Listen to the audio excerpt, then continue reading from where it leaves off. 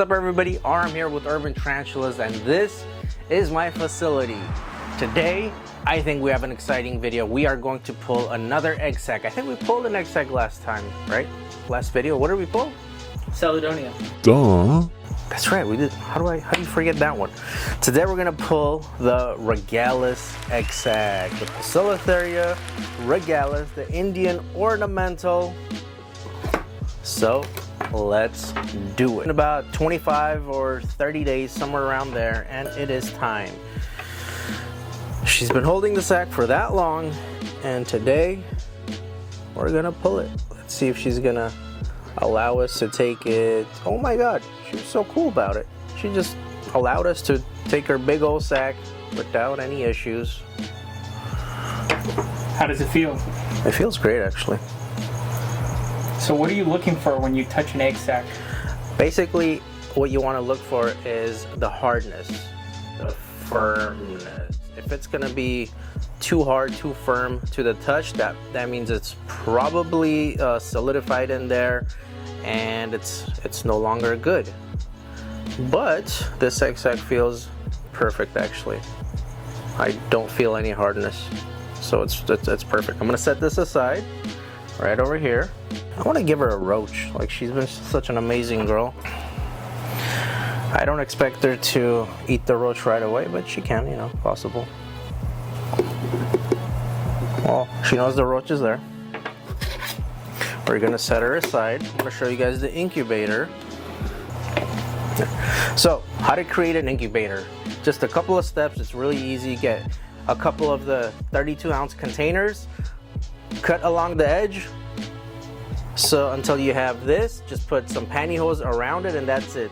There's really nothing to it. Cut the pantyhose to fit, and then put the second cup on top of the one with the original one with water, and then put the lid on top, and you have the perfect incubator. I think these work best. I've changed my incubator styles over the years, but I'm coming back to these because they just work so much better. Before we check on the babies, I want to show you guys how beautiful the Poecilotheria species are. There's a female. Alright. Hey.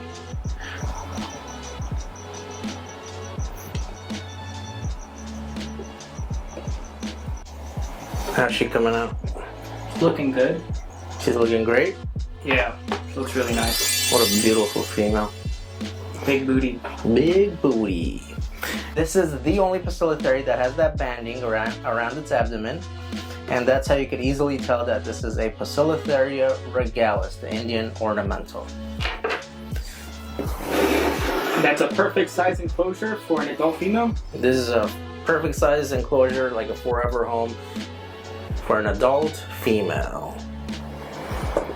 I think they're just absolutely beautiful. The Regalis are one of the best looking species within the Poecilotheria genus. They also do great at a communal setting. So this is a communal. I have, how many do we have in here? Maybe close to 50 or so. They're a decent size. They're about 2 inches or so, 1.5, 1.75. I think they do wonderful in a communal setting. Now, there are some species within the Poecilotheria genus that don't do well in a communal setting, like the Fasciata or the Ornata, but Mr. Cameraman has a communal Rufalatus. Ornatas are definitely not communal. Okay, well, I agree with that. Damn. We gotta clean this enclosure. I see a lot of flies. Yeah. So we'll probably do a rehouse.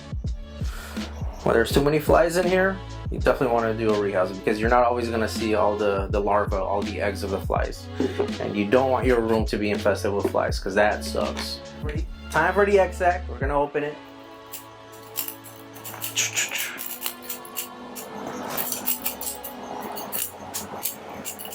All right.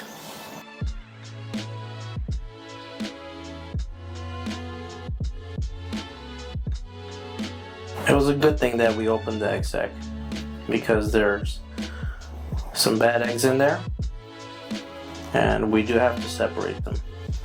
because if we don't, they will contaminate all the good eggs and ruin the entire sac. So this is the reason, prime example of why you should open or you should pull the egg sacs from the females. We have some developed babies. These are eggs with legs, so we're going to be doing some separating. Alright, we're going to dump the babies on the paper towel and just kind of take it from there.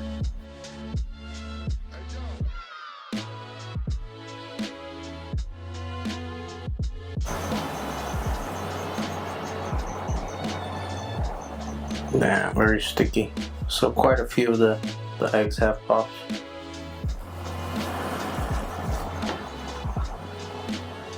I would say just try to save the eggs with legs and like not the pop more of them trying to get the infertile eggs out. I don't know if they're infertile, bro. Like, they might develop.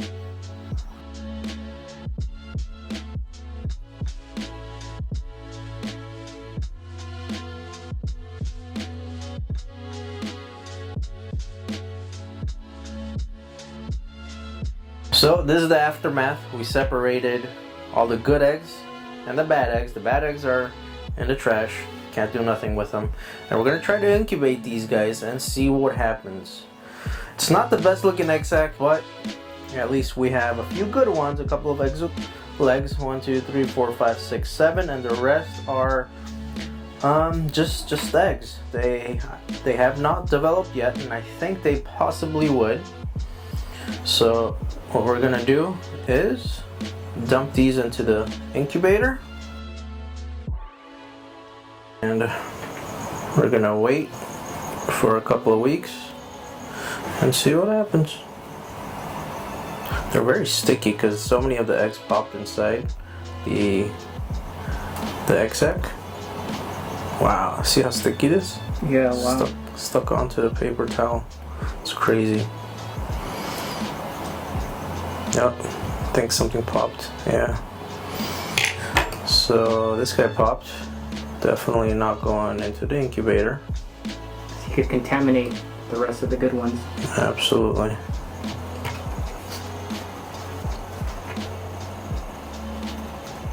Forbidden boba. The forbidden boba pearls. Don't eat them. I mean, or eat them, eat the infertile ones. I wonder what type of nutritional content they have. It's delicacy. Is it? Yeah. So you would try some? No, I wouldn't try any. No? For $10. No. Alright. Good man, good man.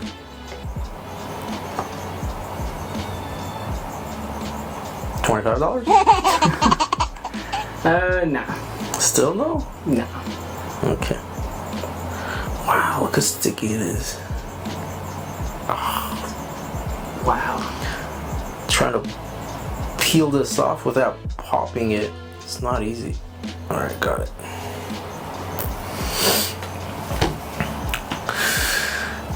Alright, we're gonna put it on top of this incubator with some water.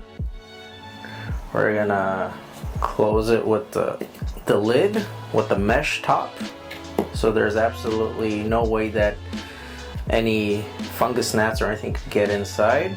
And then we're gonna put this on top of a heat pad, just a portion of it. This is what I like to do. I know it doesn't look very nice, so what I'm gonna do is I'm gonna put it on top of the heat pad, just maybe 20% of it, and I check on it maybe once every 2 days. If there's too much condensation, I move it off the heat pad, leave it off for a couple of days, and then I just repeat the process. I've done it other ways, but for me, this works best, so I'm gonna stick to this. So the mother is actually eating the roach. Woohoo! I mean, she hasn't eaten in like close to a month, so I'm glad she's taking something. A juicy dubia cucaracha. Cool. We will set her aside. We will wait until she molts before we breed her again, or I'm probably gonna allow her to molt twice before I breed her. That's proven to be a better idea give them an extra molt cycle between breedings, give them a little bit of time to rest, relax, some R&R before we breed them again, or retire her if she's too old. All right. Does that conclude the video? No, not yet. Before we conclude the video, I want to show you guys my